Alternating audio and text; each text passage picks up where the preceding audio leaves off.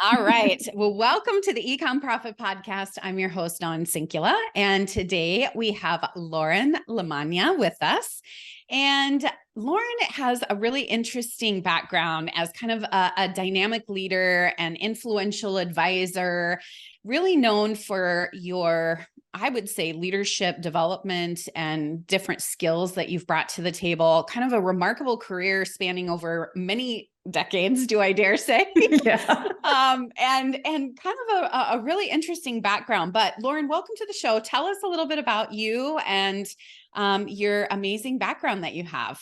Awesome. Thanks so much for having me, Dawn. And of course, as expected, here's the puppy saying hello. Right?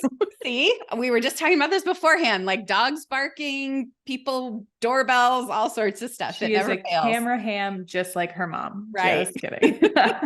So I am a lifelong entrepreneur. I've realized I'm kind of a builder of other people's ideas and also of my own. So I started my first business when I was 12. My grandmother taught me how to crochet hats, and I figured out how to take a doily pattern and turn it into a beanie and started selling them. And actually through my way through college with that, I went to Rutgers and would take my 2 suitcases into New York City, go to a young designer market, and really just figured out how to talk to people, how to customize, how to just understand what was important to them and their values and my values, and then created this whole support network of designers and creative thinkers in New York City. And so that was kind of my opening up of like, okay, I might be young, I might not have any of this figured out, but I know how to ask people and I know how to be curious. So let's see how this goes. So I did that, but then quickly realized that your hands can only produce so much, and it can only make you so much. And so I had killed my immune system and developed carpal tunnel, and then kind of had my idea of my own business put on hold, and went into association management. So my stepmom was like, I think this would be perfect for you. It's like you do all the things and you don't get paid anything. It sounds great. Yeah, it's like, so I like to think of those years as like the boot camp. You're going to learn how to do everything with no money and make it look like you invested $1 million in it. So I started running events and doing marketing and running websites and building boards and communities and volunteer efforts.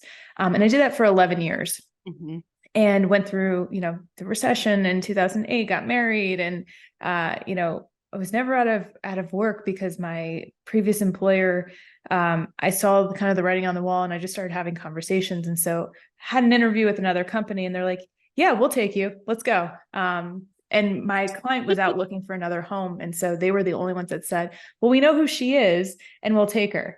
So thankful for that, but really just kind of burnt out on like, how many meetings can you run? Like I give meeting planners so much credit because I'm like, after the amount of time and effort that goes into it, you just don't even know, right? And it's such a thankless job. Like it is, right? You only hear from people when things go wrong. Right, so thank your meeting planners. Right. Thank them well and pay them well too. And pay them well. So funny enough, I'm actually back to doing that. I'll tell you once I flip that. So I did that and got married, and then opened up a CrossFit gym with my now ex-husband, but figured out, okay, the way to be successful in this industry and in most industries is to build connections with your members, to understand what it is that what transformation they're looking to have, what are their blocks, what's their story, their journey map. And so that's where I fell in love with coaching. I became a CrossFit coach and was running the business, but was completely burnt out. I was still working my full-time job, getting up at 5 a.m., going to bed at 9, but only sleeping in like 4-hour chunks because I had to wake up and work. And it was just crazy until I hit that wall of like, something's got to give here. So I thought it was my job. And my dad was like, you should talk to my career coach. I'm like, I don't need a life coach. I have life figured out. I'm perfect. Anything but. And so I kept making it about other things rather than like every decision I had made was all based on external validation, on someone else giving me the gold star, telling me I was okay, that I did a good job, pat on the back. And I was using alcohol to cover up for my unhappiness too, like box wine. Nobody really knows how much you're drinking. so even though I was in this fitness industry, I was really unhealthy, both Yeah. with my own internal mind speak and what I was fueling myself with, and until was running a meeting in Scottsdale, Arizona, and blacked out. Wow. Blacked out. Nobody saw me except the hotel staff, and they got me out of there and put me in a golf cart and got me back to my room. And I freshened up and I came back like a take two. Mm-hmm. And I realized, like, stone cold sobering moment, like I could have thrown everything away. Yeah. I was like teetering on the edge of just self-sabotaging everything. And so I realized at that moment, like, not only does this need to stop, but like so many, I got to get in touch with this and figure it out. And so I ended up calling the coach that my dad recommended, and everything changed from there. Within 6 weeks, I was divorced. Within 6 months, I was moved back to DC and sold my house. And then 6 months after getting back to DC, through that process, I actually decided or recognized that I wanted to become a coach myself. So I got certified, and left my job after 6 months of getting back to DC and started my business with no clients, very little of a safety net. And just said, I would rather be broke and happy than knowingly unmiserable with a paycheck. That's so, I mean, that's quite an amazing story, and one that I'm sure many of us can relate to, in that burnout and the feeling of kind of just the validation from others. Right. And I want to talk a little bit about that, because I think that's a lot of what you focus on now with your clients is how that validation makes such a difference in the way that you think about business, the way you think about life, the way you think about yourself, self-esteem, and the choices that you make in life and business. But before we get into this hefty subject, so you decided you want to be a coach, right? So you go through certification, you kind of take this step into this. I mean, you kind of had some experience around it, being CrossFit coach. I mean, different type of coaching, right? Little bit. So what kind of happened in that sort of transformation that said, okay, I really want to, this is the step? Was it the coach that coached you, or did you kind of have this epiphany yourself? Because I hear a lot of times people say, well, I want to be a coach. And I think, what does that mean, really? What does that mean? And should you be like coaching other people? I'm not sure. So, how did you make that transformation? Well, you know what it is? It was this recognition that, so I kind of saw potential in every person that I met. Like, I was always like, if these things moved, but what became very clear for me in working with my coach is that I understood that it wasn't about telling people how to be better or what advice to give. In fact, as a coach, you give no advice.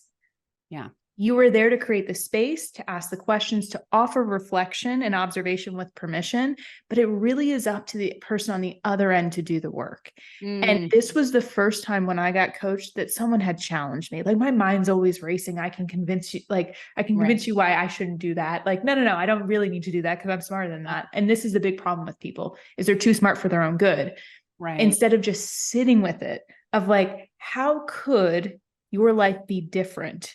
How could it be shaped in a way that you want by taking these bold steps, and what might be getting in the way? And so he was the first one who kind of planted the seed, because honestly, I never wanted to be a coach in that way. Because honestly, I saw a lot of people who were life coaches who really didn't have their lives together. I'm like, what are you doing? You should not be giving people advice. Right. Please stop. And so in the program that I selected, there was a lot of introspection, reflection. We were actively getting coached, and that's part of the ICF credentialing process. You are coaching and getting coached. So it really was this amazing experience for me to shed all those layers of expectation and just have someone hold the space with me while I was learning in like such a supportive environment. And they actually like have this running joke that between the first and second weekend of training, there's like a couple months in between. That's the divorce time, because everyone realizes that they're in kind of these relationships that haven't been serving them. Now, I already had my divorce before going in there, so I was good. But, I think it's really interesting, because a lot of people don't want to be coached, right? And there's, I think, a couple of different reasons for why people don't want to be coached. One is that coaching does sort of have, unfortunately now, has kind of taken on this connotation in the online space specifically, where everyone is a coach, right? And so how do you differentiate, a good coach from somebody who's just popped up on the internet and said they're a coach now? We all hear horror stories of that. But then also, the ability to be coached in a way that is successful, right? And that does actually provide you with that space can be really transformational for a lot of people. So if I'm thinking about, let's just say I'm thinking about getting coached from someone, how do I know if I'm ready for a coach, or how do I know who to find as a coach? And then I want to go into a little bit more about the types of people you're working with, and some of the pieces of this that I think are really interesting with how you do it.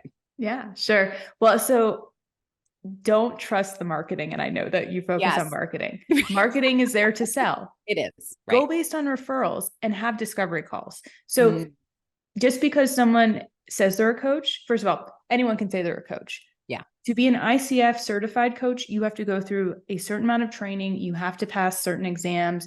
You have people listening to your recordings as a coach. That being said, not every coach is a good fit for you. So you can go by referrals, but what I would highly recommend is before you hire someone, have them do a 15-minute sample coaching session with you. So you get a feel for their style, how they work with you. No coach that you are working with in this capacity should be making any guarantees, nothing related to revenue, nothing related to outcomes and success, because that is dependent on you. And you also have to be clear when you're looking for a coach, what is it that you're looking to accomplish? What areas of your life do you want it to touch on? I can coach in a number of different areas, but typically there's a certain story that they see. And usually it's where I was about 5-6 years ago. So they're kind of looking to me of well, you've gone through this transformation. Tell me the secret sauce. And I don't do that, but I do know these are the questions or areas that we can focus on to give you more clarity, to create more of a game plan, and to also get those skill sets to get you there. Right.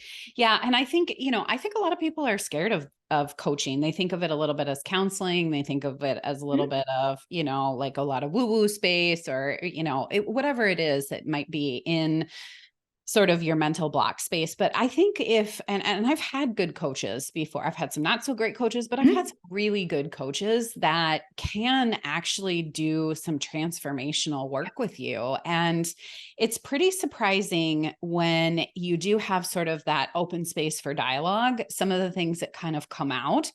And I think I've worked with hundreds of clients in the marketing agency, and we sort of become coaches in a certain way, right? We coach on strategy, we coach on different things, but there's so much stuff that comes out behind the scenes of people in business and what they're thinking and their fears, and they don't want to get online, or they don't want to say this. Or when you start working with people and in your particular space, working with business owners or female business owners, things like that, what are some things that you can help people kind of uncover that keeps them from sort of taking that next step and moving forward with their business, or even just in their personal life? Yeah. Well, and this goes to your first question. The real difference between therapy and counseling is that coaching is meant to take you from a present functional state to a future vision. Right. And so the biggest thing that I do with potential clients is help better understand what that future vision is. And I think most people are too afraid to even be able to see, or they're not even able to, because they're so inundated with the expectations, the shoulds.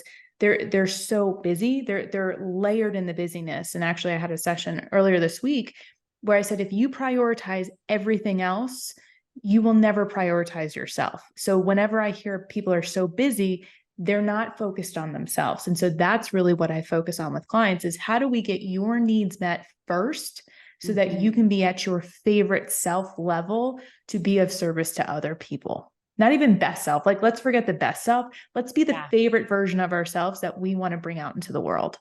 I love the favorite versions of ourselves. And a lot of times people don't know what that is, even they because don't. They are so busy with things. But even beyond just being busy, we have been conditioned since birth to be busy, to be of service to others, to pay attention to what other people think of us, to chase those gold stars. We have not been trained and conditioned in a way that looks at trusting our inner voice and listens to ourselves and slows it down. That's literally the antithesis of what this society and world wants us to be. So when you feel that resistance, know that that's not coming from you. That's not how you're meant to be. That is a system that wins by you believing in it.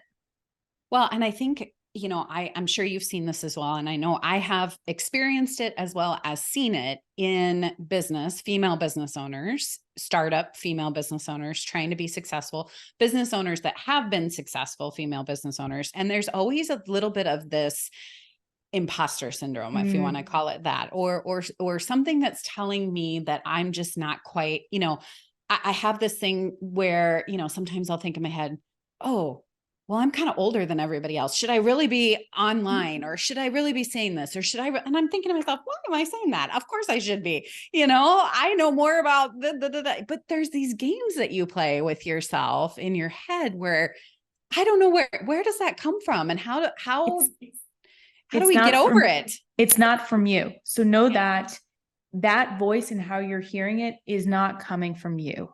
That's coming from whatever filter has been implanted. And so the ability for you to do the process that we do is looking at what feels new that we can inject curiosity onto. Because the opposite of judgment is curiosity. And there's the emotional cycle of change where we have this excitement of optimism, where it's new, we're exciting, we don't know what we don't know, but it's going to be amazing. And then that little voice pokes up, that little inner critic or fear voice comes in. It's like, but wait a second, we don't know everything. We've got gaps. And so it starts to pick up in the judgment, and it starts to drop us into pessimism. And then our focal point becomes, well, we got to collect everything we don't know. We got to look at all the fear. Let's gather. And before we know it, we're in this valley of despair, this funk journey. We become stuck in it. And so at any point we can stop and get curious. And the way that you do it is just by asking questions that start with, I'm curious, and make a list of it. Set a timer for 5 to 10 minutes and just write a list of curious questions. What that will do is start to actually put you in action and problem solving. Where we get into trouble is when our mind just starts to race, because it's just looking at risk factors and speculation and all this forward stuff where we don't have enough information on. So we have to look at what are the areas that we need support with, we need more resources on, we need more information, or we need more time and experience. And before we know it, that curiosity starts to move us back into optimism, because we start to gain some credibility, we gain some traction, and then we have informed optimism. So everything is going to feel awkward because it's new. And if it wasn't new, it would be boring.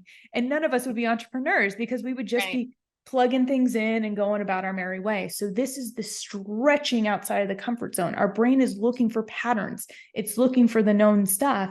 And because it doesn't have anything to latch onto, it defaults into our fear response, our stress response. So all we have to do is just acknowledge that that's what's happening. And then look at, okay, in the past when this has happened, what has worked for me? Do I need to call somebody? Do I need to tap into my network? Do I need to go research? And I think the first step is, do I just need to sit down and write some damn questions down? Right. I love that.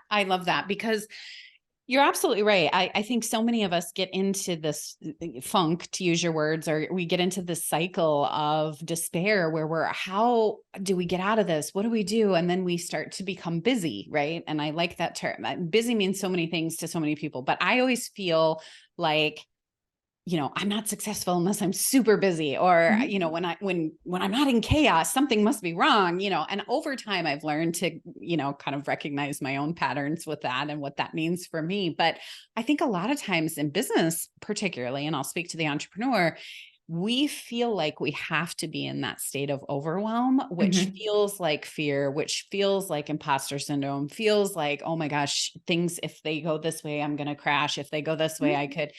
And we kind of create this cycle for ourselves. Would you agree with that? I mean, we kind of do it to ourselves a little bit, right? Well, what I've noticed is that we've taken the model of when we were working in corporate or when we were at school, and we've implanted it into our businesses. Yes. And so what I always challenge people to do is to think about, how do you want to feel in your business? How do you want to interact? Like if your business is your best friend, how do you want to interact every day? How do you want to show up? How do you want to wrap it up? And then how do you structure it in a way that has you prioritize that feeling? I think the problem is we're not intentional about it. We're just like, busy means active, means productive. But being productive means that we're producing something That's Right. important. That's a value. And so I think we first have to understand, what does success look like? What Right. does a successful day feel like? Yeah. And then what are those micro shifts and decisions that support that every day? Yeah. I love the idea of just writing things down simply. I mean, even as you're standing at your desk or working at your desk, you sort of have that fear. Just writing down the curiosity questions, it just kind of even triggers you to get out of your own head and to Yep. break that pattern and cycle. And that's something very simple and easy that people can do today, right? And Absolutely. start writing things down. There is science behind this. So only 3% of the population has a goal, and only 1% of it writes it down. And those who do are 42% more likely to achieve it. Okay, so let's say that one more time so everybody can like hone in. All right, here's the drop. 3% of the population has a goal. Wow. 1% writes that goal down. And 42%, you're 42% more likely to achieve your goal when you write it down. Wow. So write some things down. Write it down. I actually do. So I write letters to myself on my birthday. And I also do this like when I'm doing business planning. I write a letter, or I write things as if they've already happened a year from now or whatever point in the future, because it locks in a neuro pathway. The more you write it down, it's giving you more sensory pinpoints. It's no longer like, I have this idea. It's like, I have this idea, and now I have the tactile representation on paper, and then I've read it, and I might have spoken about it. And so we're getting all of these reforming, resecuring, reestablishing neural pathways, so that our brain is just looking for things that get us there at that point. Yeah.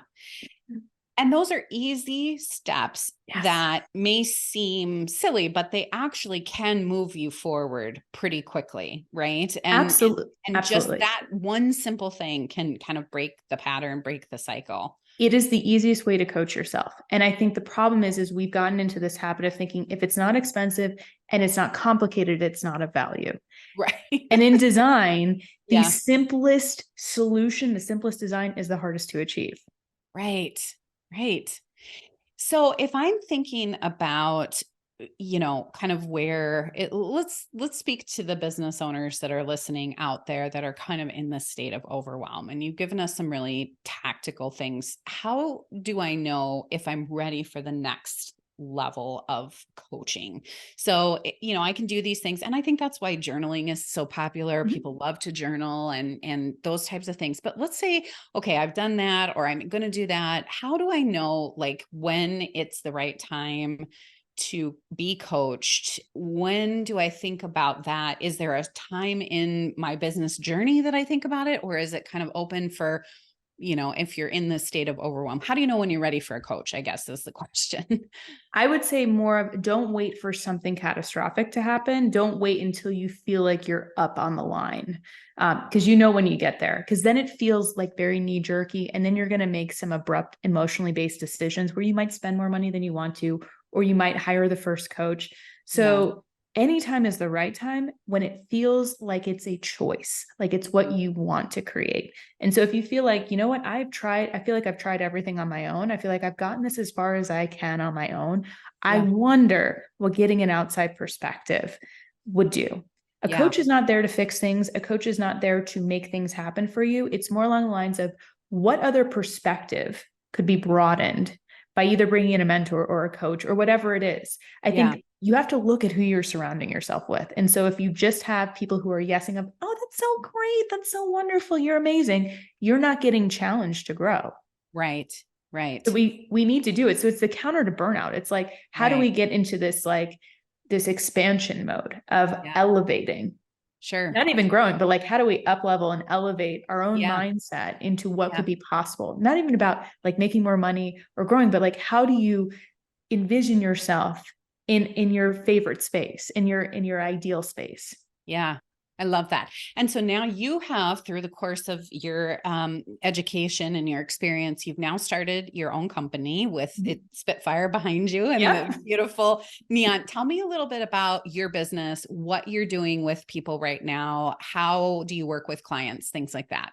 Yeah, so we are in our 8th year, very Wow. excited, Yeah, it's amazing. amazing. So we're a network of coaches and facilitators and trainers. So when you come into the Spitfire world, we take care of you no matter where you're starting from. So whether that's individual coaching, we have on-demand learning and development, we have a community that's supportive, we do team culture transformations, we work from the CEO to independent contributors, as well as business owners. So we're all about 3 pillars of the clients that we work with. The first is that they're socially conscious. They know what's going on in the world. They want to see the world improve and be equitable and advance for all levels and all kinds of people. We want to make sure that companies are employee centric, meaning that they're not making money and exploiting people, but that they are giving back and know that employees are at the core of their success. And Yeah. we want to be working with game changers. So no, this is how we've always done it. We want people who want to positively disrupt the status quo. So we make sure that when we talk to companies or we even talk to individuals that they're aligned with that, because we don't want to just keep recreating the same thing. We want to elevate and leave this world a better place in every conversation that we have. That's amazing, because that you almost said 3 different things that are in my vision and mission statement as my company of like socially conscious companies. We want to make the world a better place. We're looking for disruptors. Like all of those things, I think really are important when you are working with a client or a coach, or you're looking for someone to help you. Is there a certain type of person that you work with or a certain type of client? I mean, do you focus all on women? Do you focus on corporate clients, individual contributor entrepreneurs? Yeah, it's funny. I started thinking like, I'm never going to coach men. Like I'm Yeah. only focusing on women, but I actually have really enjoyed coaching men because I think they are the best allies for women leaders. Yeah. They are sponges. The ones that come in, they're like, teach me everything you know. I need to see all these blind spots. Like they're ready for it. And I think that's the common theme of the clients that bring on. They're so ready. They're so open. They want everything in their brain and they want to just like go off to the races. They're little Spitfires. That's the I love common it. ground. Yeah. I work more with managers, VPs, and up to the C-suite. Yeah. I have a team that focuses on independent contributors. So really I want to be working with centers of influence, meaning that people are managing people or managing projects. That's kind of where my sweet spot is now.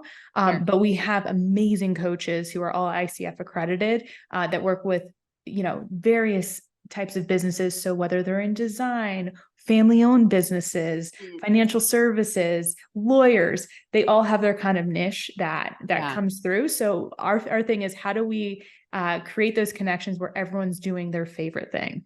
Yeah. Love that. Love that.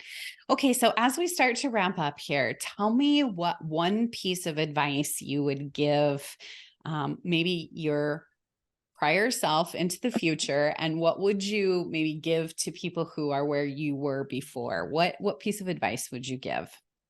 So I actually don't have anything coming to mind, and I feel like as I start to talk, it's going to come up. So if I was talking to my former self, let's talk at 12 years old, Yeah. the piece of advice would be, this is going to be hard and it's Mhm. going to give you so much to base your future life off of. So stick with it and be kind and compassionate to yourself.